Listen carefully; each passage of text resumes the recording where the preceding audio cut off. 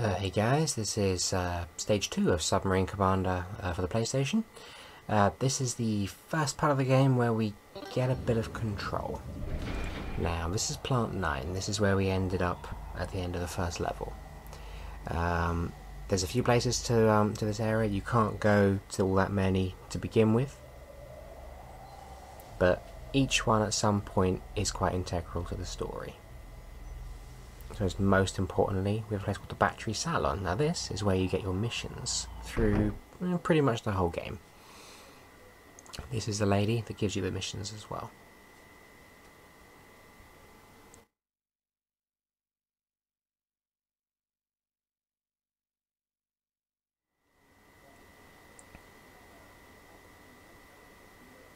Suppose you may as well keep it at what it is, Sayachi.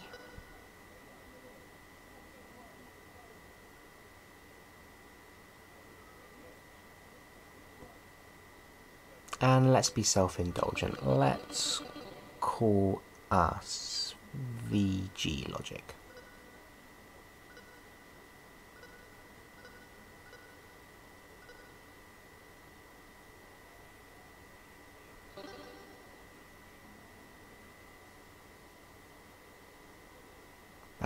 From the first video it wasn't Harbour Master, it's Dock Master. Fair enough. Pay close attention to what she says. It's interesting to see how her character changes as this game goes on. And it's also very interesting to see the terrible punctuation and just general bad English.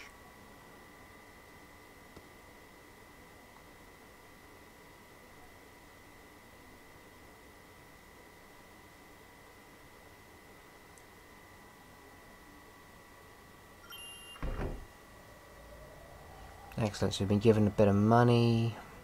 Now this place, the bar, this doesn't really serve much more purpose than just accelerating the story. You never need to come here, you never get hungry, anything like that.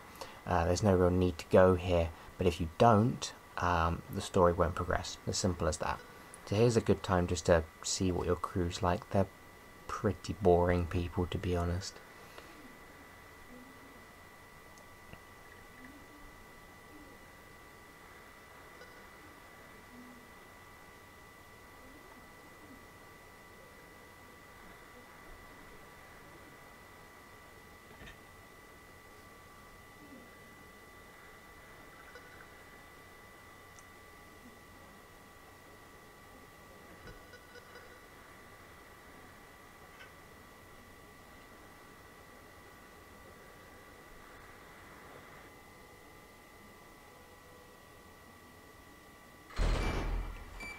Yes, now our torpedo shop owner is a scantily clad lady. Thank you, JVC. I'm quite stubborn, as you'll probably notice through this playthrough. I get stuck in my ways quite quickly, and early on I got into my head that probably don't really need that many special torpedoes, because every time I fire these special ability torpedoes, you'll see a bit later, but I end up missing an awful lot. Later on, it kind of bites me in the butt a little bit, this incessant being unpreparedness, but yeah, just the way I decided to play it. On hindsight, if I was to play this through again, I would load up on the torpedoes suitable for the job, but as it was my first go, really. I played it when I was little, but I haven't played it for a while here. But yeah, it kind of worked for the most part, you'll see what I mean. She's already asking for favours. This is one of the few opponents that you face that doesn't really have any story, any kind of, any character. After this, most of your opponents really, they're not just generic things to shoot at. A lot of them have a story which sort of plays on all the characters that are in the city and sort of, well, it's interesting, you'll see what I mean.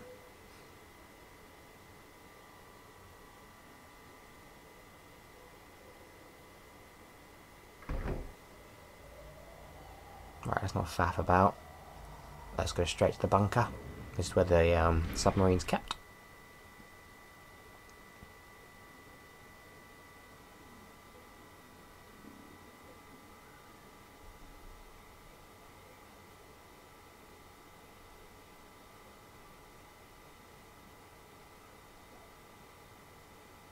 Now this is important. I didn't quite get this the very first time I played.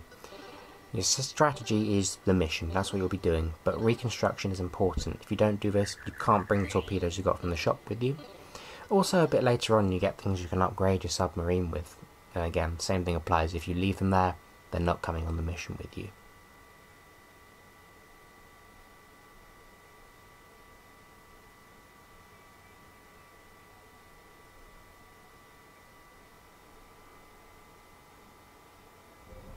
So here we are, back in the sea. Only difference? Now we've got full control, do whatever you want. Best thing to do, to start off each mission, I found at least, stick that beam sonar on, sorry, the wide sonar even, and just find out where you're supposed to be going, what direction you're supposed to be going. The radar operator does tell you what's going on, things he hears, things he sees. To be honest, you can just ignore him for the most part. You're not going to be able to take evasive manoeuvres without knowing what your opponent is and what your opponent is up to. So we found the guy already, and we'll try hit him from a distance first. Doesn't tend to work, but if you get lucky, sometimes your opponent will turn into your missiles, you can get a good hit on them.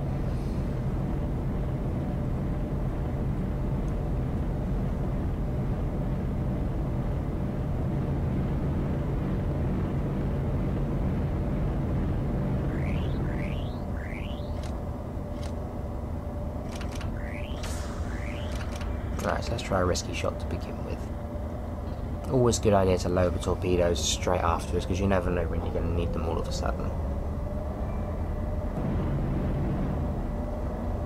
Kind of fired those in the wrong direction and wasn't really too aware that my opponent was turning. Let's get a bit closer before we try that again.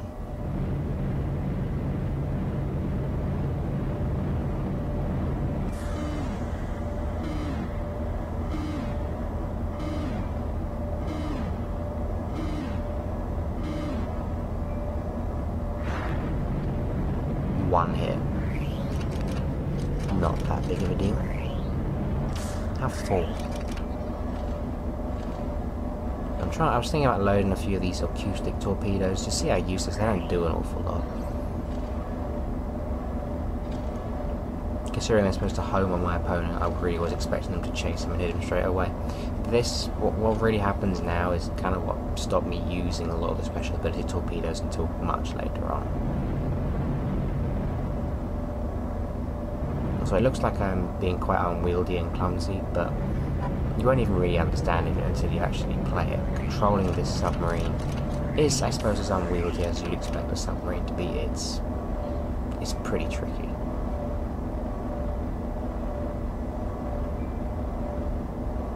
That was close.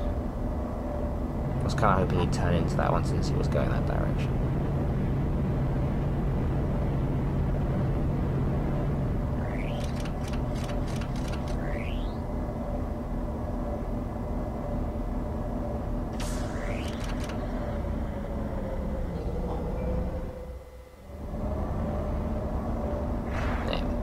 Ideally, that's kind of what you want every time. Now, I've lost him. Whenever this happens, best thing to do, whip out the wide sonar, find the direction, and he is probably going to be that ominous, quick-moving square. Switch to beam, light him up, and repeat.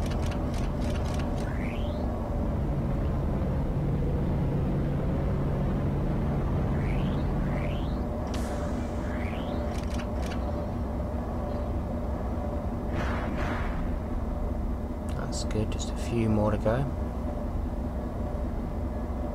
One more barrage should do him in. Although now he's risen, which took me off guard a little bit. Still not in any position where I'm in any trouble, but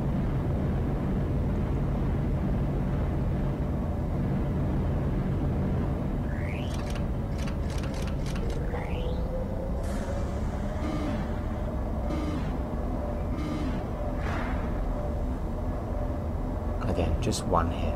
You never need to make repairs to your ship either, by the way, so even if you get really banged up in a fight, it doesn't matter an awful lot. As long as you escape with your ship intact, it's fine.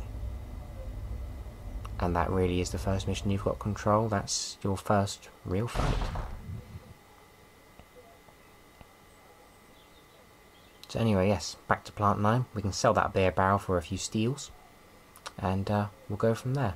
Join me for part 3.